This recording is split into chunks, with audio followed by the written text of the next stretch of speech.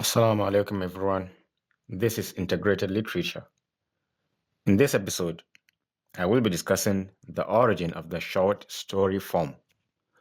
Now, the stories of our shared values, perception, and notions of reality were actually emphasized or highlighted by stories, in effect, to the following.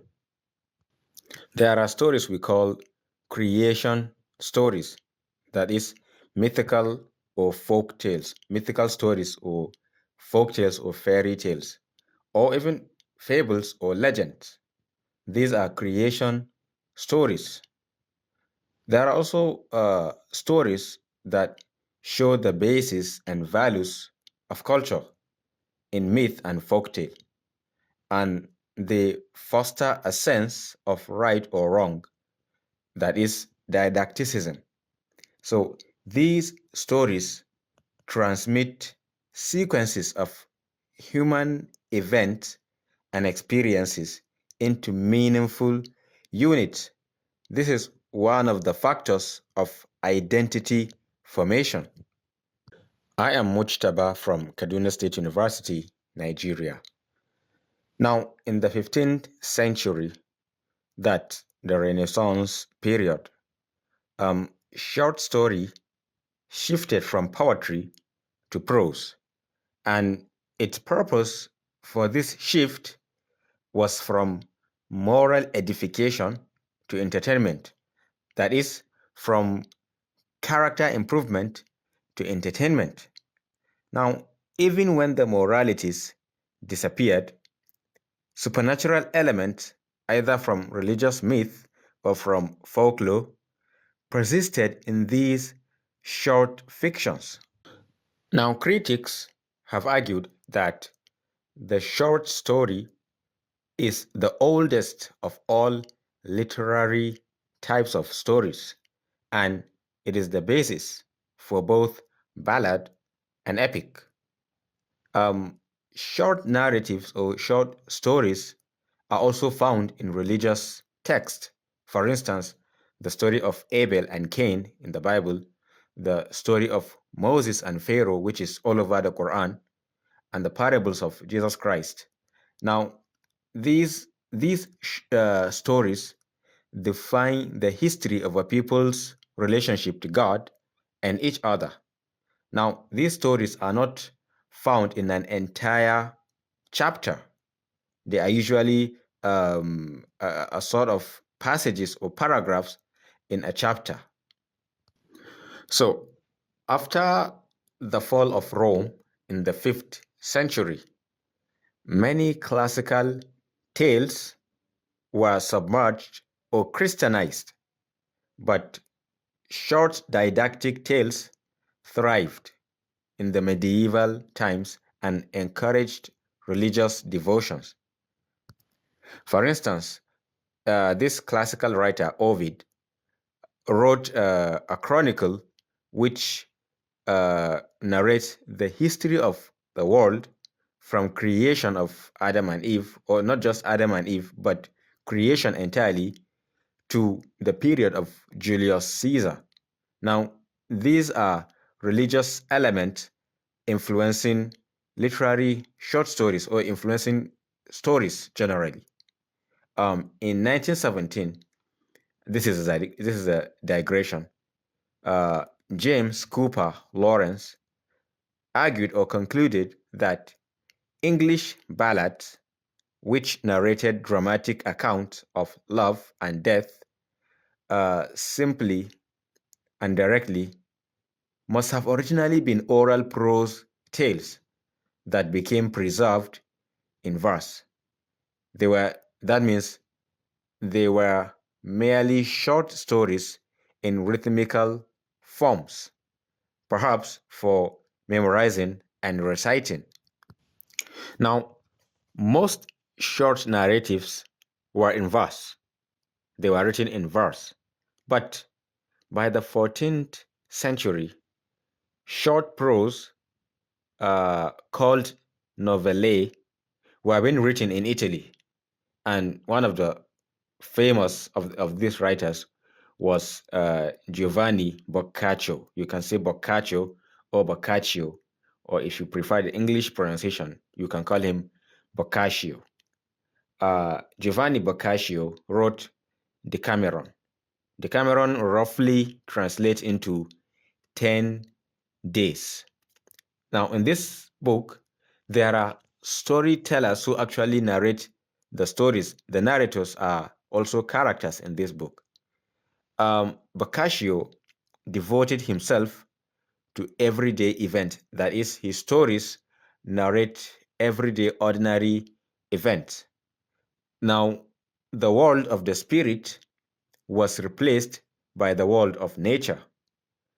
God and wisdom as determinants of action or as determinants of faith or of fate were replaced with chance.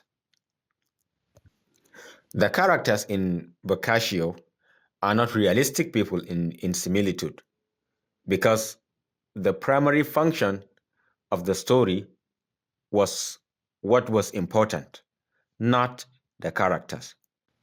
In this Decameron, the storytellers are charged with the role of king or queen.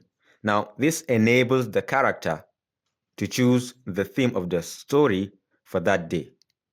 Similarly, in 1340, his contemporary Geoffrey Chaucer published the Canterbury Tales.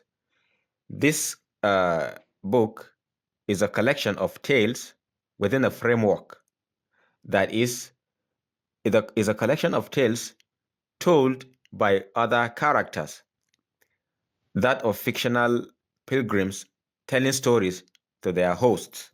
Now, these stories were in verse, unlike Boccaccio's prose form. In the 15th century, Miguel de Cervantes came into the picture. His short narratives were derived from his direct observation of life or reality than from traditional tales. That means the way he narrates his stories, the content of his stories were more realistic than the content of traditional tales. And he recorded concrete details in more profusion than Boccaccio, which means that the short story was gradually evolving from the spiritual, from the speculative, from the supernatural to the realistic, the natural, the ordinary. Now, in the 17th century, the focus of the short story shifted from the supernatural to the natural. So, this is closer to the narrative method that somebody like Ian Watt called 18th century realism. Now, you can read more about 18th century realism from the perspective of Ian Watt. In the 18th century, periodicals began to publish short narratives. Now, at this time, when this was a time when the more realistic novel was attempting to distinguish itself from earlier romance.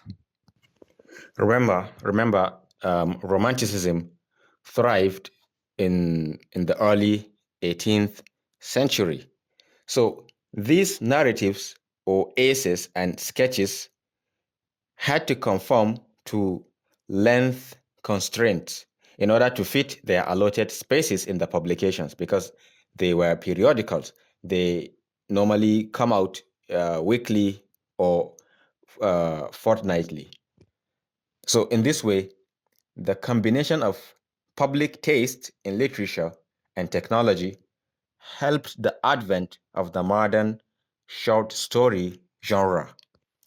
And of course, this is part of the foundation or factors of the argument that a short story has to be restricted to a number of pages, for instance, 20 pages or a certain number of words.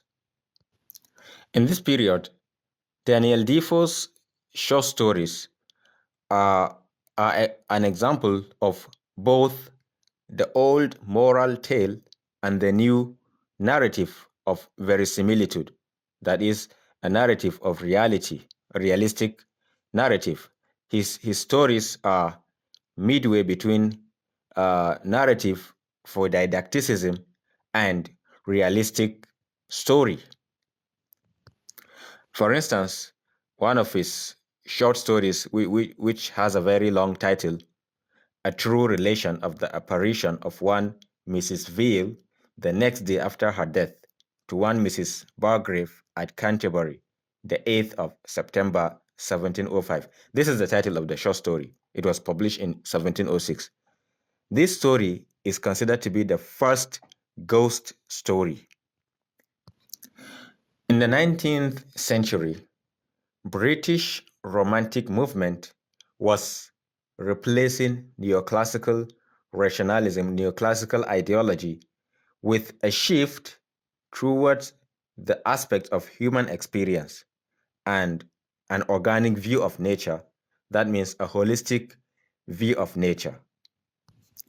The Romantics had an interest in dreams and imagination, and this interest in dreams and imagination and their new self-consciousness as artists gave rise to an organic theory of art whereby form was not imposed from without but arose from within. That is, this means that the form of a story arises from the element of the story, from the plot, the characterization, and the setting, etc. So um, it gave rise to this theory of art whereby form was not imposed from the background context of the story, but from the intrinsic values or elements of the story. Now, the Romantics' treatment of tales focused on the inner world of dreams and hallucinations, which originally had given rise to tales. So, as French writers shift away, we're shifting away from the presentation of external descriptions to the interior portrayal of character. Their plots, or the plot in their stories, also shifted from presentation of sequence of events to an emphasis on characters' reaction to events. So the entire uh, shift or focus was from background context to the textuality of a text instead of the contextuality of a text. Now, there was this argument over which story was the first literary short story, and there was no agreement over whose short story was the first literary short story. First, there was Washington Irving. Washington Irving was transplanting folktale into a particular mode of telling in which the dramatized narrator becomes the subjective presence. What we mean by subjective presence is that a particular consciousness runs through the story, which, of course, which the tale filters, which means the consciousness of of the narration is from the perspective of that subjective narrator. So Irving's narrator relates mythic elements into some realistic detail. For instance, Prometheus stole fire from the gods and gave it to humans. Similarly, Robin Hood steals from the rich and gives it to the poor.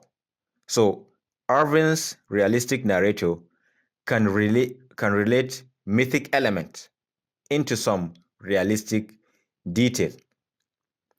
However, because Irving's narrator seems to be casual, um, certain descriptive passages in his short stories are characteristics of longer narratives like the novel or the romance. Now, in this way, his stories or some of his stories lack unity of effect. They lack that taut or stiff or rigid economy of language. And this was due to his focus on the narrator's tale telling nature. Still in the 19th century, Nikolai Gogol wrote The Overcoat in 1842. In this story, a single character is engaged in a real world, but a somewhat unusual conflict and plot, which includes supernatural or dreamlike events. Uh, the story revolves around a government clerk named Akaki, who lives an impoverished life to buy a new coat. He bought this coat. He buys this coat, but is robbed of it. His report to the police is rejected, and later he dies. So he becomes a ghost that haunts people who wear an overcoat. Next, we have Nathaniel Hawthorne and Edgar Allan Poe. These two combine Irving's mythical romantic story with a realistic world. Their descriptive details interlink into patterns of imagery and symbol on several levels, so that the outer world is similar to the inner world. That's the conflict, the inner conflict and the major conflict within a character and around a character are analogous. Their plots fuse allegory and myth and mythic elements with realistic elements. So this raises questions about the difference between reality and illusion. Another writer was Herman Melville. Herman Melville moved the short story a little more forward or a little more toward realistic depiction of events and characters and away from the mythical archetypal of Poe and Hawthorne. The protagonist in his stories exist in a realistic place and time. Now, other critics point to Melville's story as a step away from the tale towards the realistic story. However, the protagonists in his stories uh, are seen by critics as metaphoric figures. In this way, his short story is seen as maintaining an affinity toward transcendent and mythic, despite its movement towards realism. Now, in the late 19th century, thus after the Civil War, um, realism became dominant in America and it influenced the short story form. Mark Twain, William Dean Howells, and Bret Harte placed their characters in mimetic fictional worlds where conflicts and complexities arise from the interactions within the external realm and especially social forces. So the story is still evolving into realism. Writers like Kate Chopin, Edith Wharton, uh, during this time wrote stories of clear detail and finely crafted plot.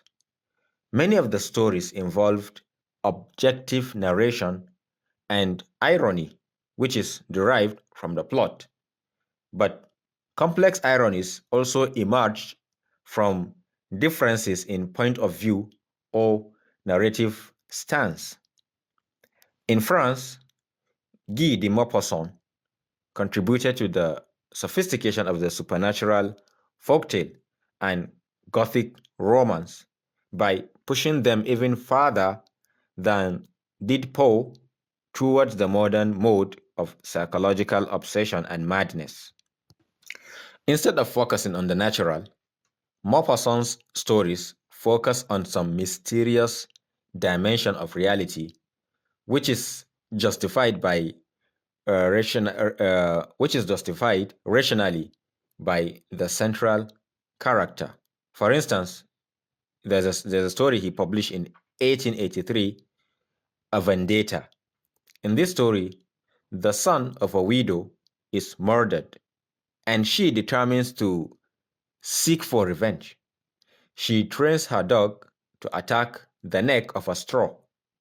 She crosses to where the murderer flees and exacts her revenge. Now, in the turn of the 20th century, this taste for realism and ironic reversal led to a period of decline for the short story. Critics declaimed the moribund state of the form. That is, critics uh, argued about the declining state of the short story form. They lamented the increasingly self-conscious technique of the short story because writers were getting independent. Every writer wanted to develop his own style. So there was this increasingly self-conscious technique in the writing of the short story. Now, in the 20th century, an artistic movement, Impressionism, brought about the rebirth of the short story. The ideology of this movement is that few details should convey a sense or a sense of impression left by an incident, especially first person point of view. This is because impressionism is like an extension of the romantic emphasis on viewpoint and tone. So the tone and point of view of a narrator should leave impressions to the reader. Now, finally, many critics have claimed that Stephen Crane marks the true beginning of the modern short story in America because he combines the subjectivity of romanticism with the objectivity of realism. An example of his story is The Open Boat, in which the narrator seems at once involved and detached because the story is divided into four sections. It gives an account of four survivors of a shipwreck: a captain, the captain of the ship, the cook, the oiler, and the narrator. Now, each of these characters has a different point of view, and each observer is detached from the story when narrating the story from his point of view. Okay, this is a concise history or origin of the short story form. If you have any questions or question, please don't hesitate to write it on the comment section. I'll try to answer it. Um, Thank you all for listening. I really and sincerely do appreciate your audience. We'll meet next time. Thank you.